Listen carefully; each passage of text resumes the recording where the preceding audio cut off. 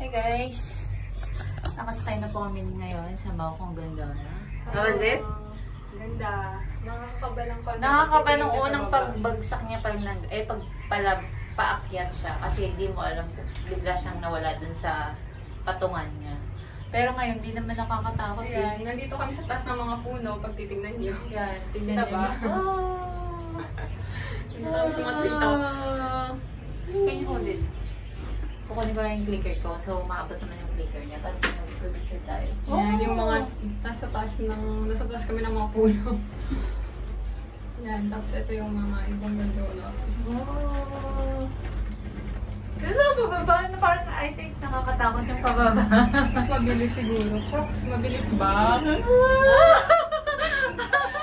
Tignan nyo! Yun yung magandang video. Hindi naman. Dahan-dahan lang pala. Dahan-dahan lang naman siya. Hindi na ka naman pala bibili. Na-excite lang kami. Roller coaster. Wait lang. Iyan na natin.